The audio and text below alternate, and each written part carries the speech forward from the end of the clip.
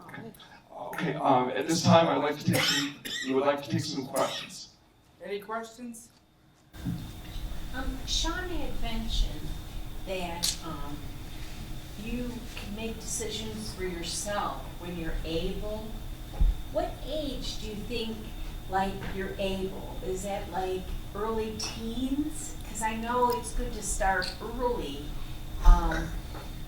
Should I, try to get my son to do more things, at the early teenage years?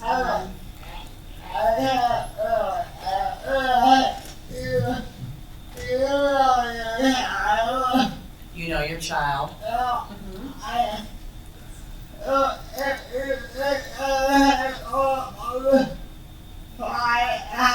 If you think they're capable of it, try it out.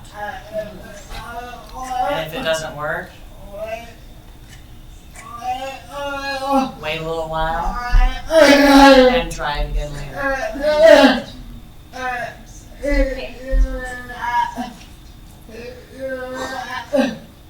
Same here. Keep doing that until it works. So I think to sum up what Sean is saying, I think if you're both on the same page and both of you feel that you think it's the right thing to do, absolutely. Anybody else want to comment on her question? We've started with baby steps, like, okay, like you said about letting go. Yeah, I don't want to let go.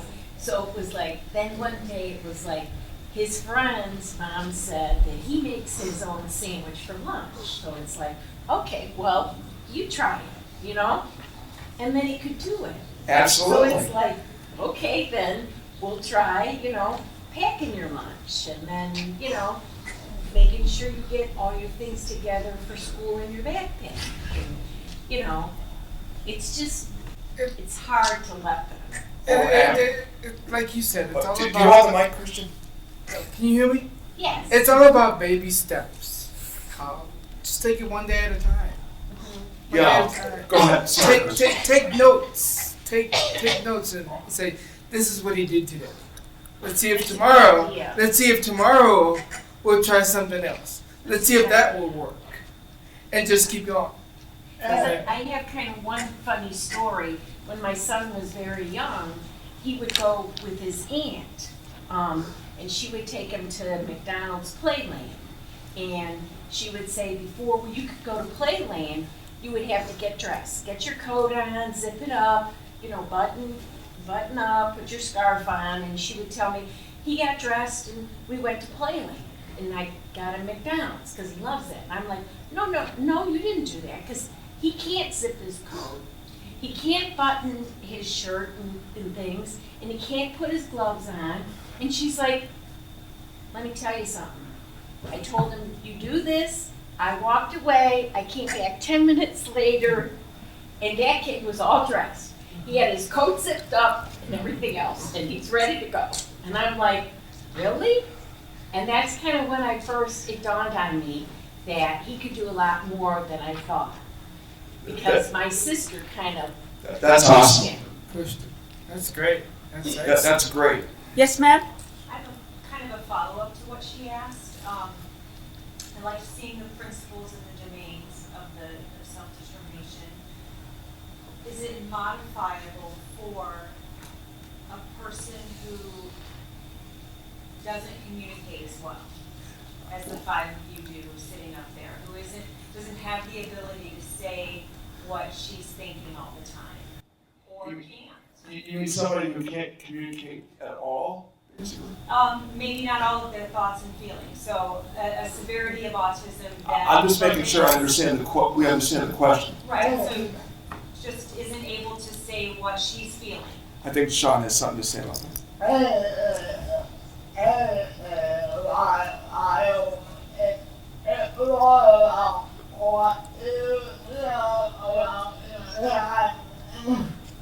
It's more about what you know about your child.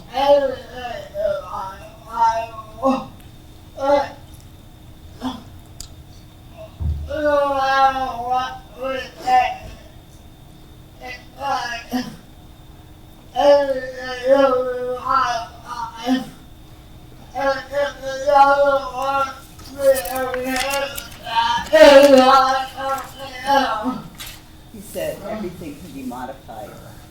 Everything can be modified, and if it doesn't work, you can try something else and be okay with that. And if I may say something, because I have autism and I wasn't always able to speak, communicate. I used to grunt and also have tantrums. I was overstimulated a lot, and sometimes my mom luckily knew what I was asking, what I wanted, because she knew me so well and she did so much research. But what I would say, because I want to be a psychologist, especially for people with autism, I would say everything is modified, but it has to be, and they have to realize that it's different. You know, you have to make sure that your child realizes that they're not like everyone else. And when I say that is that the person, they are special. They do have a special need, and especially for nonverbal people, bring them around the community. Show them. Try to socialize them with other autistic people or people like that that either have self-determination or that are in the same boat. But try to get a mixture, because peer-to-peer learning is the best way to learn things. You know, you're not gonna. My mama tells me to do this. Well, who wants to listen to their mom when they're 10 years old or 8 years old? And so, but my friend who has autism, she thinks that's cool. Self-determination is awesome. So, but as far as like the principles and stuff, for instance, freedom. That's a very hard thing for people who are nonverbal. Being able to talk to a stranger who doesn't know anything about autism and say I want French fries. That's very hard. So what I would recommend is for that person to realize that he might not be understood, and so the person doesn't get frustrated, and the person who's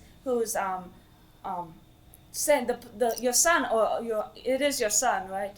One of each. Oh, one of each. Okay, I'm sorry, but one of it is that might not be understood because that opens a door for communication. So I always say, because I know I can't do certain things, and I have a big head sometimes, and so my mom or my support people have to tell me, you can't always do this. You can't get a full-time job because your social relationships are lacking in that area. So if I would suggest that, not to be a downer like you suck or something like that, but more so saying you're gonna have trouble maybe communicating with people, strangers, about French fries. So you want to get them thinking creatively, like maybe ask for, like, use hand signals, as far as like one thing that I learned through psychology classes.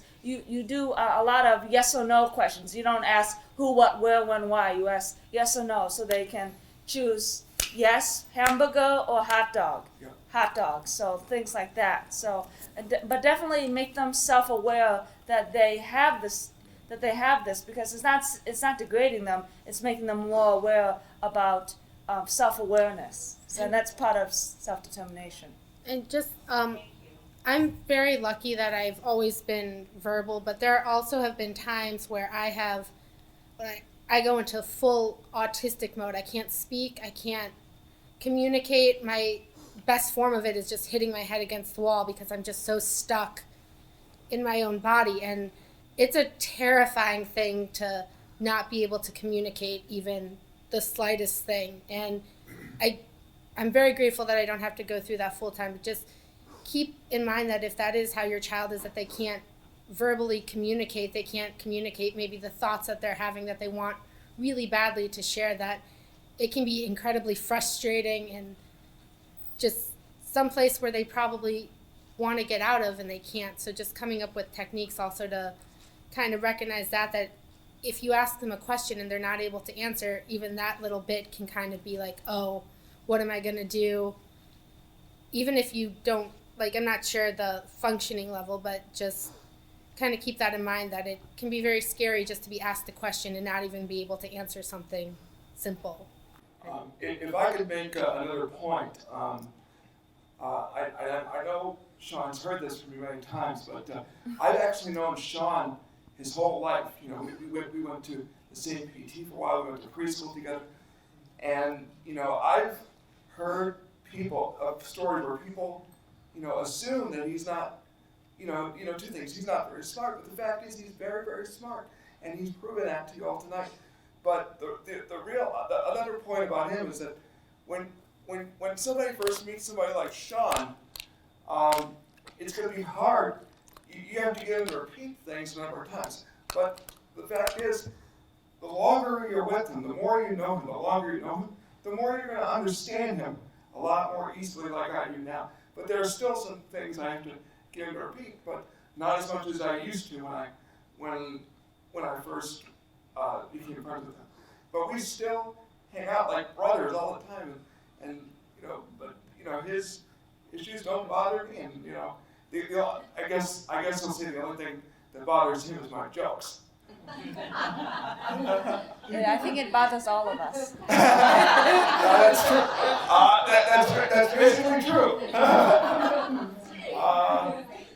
Okay. Any other questions? Yes. I don't know how to word this. Where did you learn, each one of you, or how did you learn to self-discipline on your way to independence? And like as an example, like, you know, learning how to eat the right food. I mean, it sounds like there's a couple of rebels up there because you like to stay up late or you like to do what you want to do. So how did you learn to self-discipline yourself, saying, well, I can't do this all the time, or, you know, gee, I have to go to work tomorrow, so I do need to get a good night's sleep, or I need to eat healthier foods. It's nice to binge once in a while, but how do I eat healthier foods to take care of myself? But, you know, I don't want to be the parent that's always telling her no, no, no, or, you know, you can't do this, or, you know, you got to go to bed because you got school tomorrow, or this, or, you know, that's not healthy for you. How did you, was it through that? Was it your parents just nagging you? Or how did you learn to self-discipline? Who wants to go first? You? Go So, ahead. kind of, it was when I moved out on my own at first, it was like super fun. I had all the freedom that I wanted. So I kind of learned from that, oh, I made this decision and I'm going to suffer for it the next morning. So I just kind of had to, and I'm sure that anybody who moves out on their own, like they're just so excited. Like I'm sure my sister, even though she's completely neurotypical, she's still going, well, maybe not, she's actually pretty responsible, but just making mistakes and then kind of having to learn through that, because as a parent you can tell them all you want, oh, you can't do that, that's not good for you, but if it's something that's fun to do once you move out on your own for the first time, you're probably going to do it, and just you have to kind of learn from, I stayed out all night, I have to go to work now, that's not a choice, but I'm going to be super tired, so next night, how about you go to bed really early, and that you kind of grow from that. Like I'm not a morning person, I have horrible insomnia, so I know that when I have like a 9 a.m. shift, that I'm going to have to try to go to bed as early as possible, because I know that I'm going to be waking up in the middle of the night and not being able to sleep, so I kind of just have to, you just kind of get a feel from how you feel personally too. If I could comment on that also, Molly kind of makes the same point that I would have made. You have to have discipline, but the one I'm able to have more discipline than I used to be honest. Because I have to be honest, one of the hard things that happened was, when you're in my family's home, my mother always gives you more food than you need. Because she worries that I don't have enough to eat. But the truth is, once I moved out, I was able to use that discipline as far as how much I eat. So you asked a very good question. So and Christian, Grace, you want to comment, Sean? I think we're kind of running out of time. Yeah. Okay. But I'm so sorry. We've been so thorough, I hope. But Thank you. so we're going to turn it over to our allies now.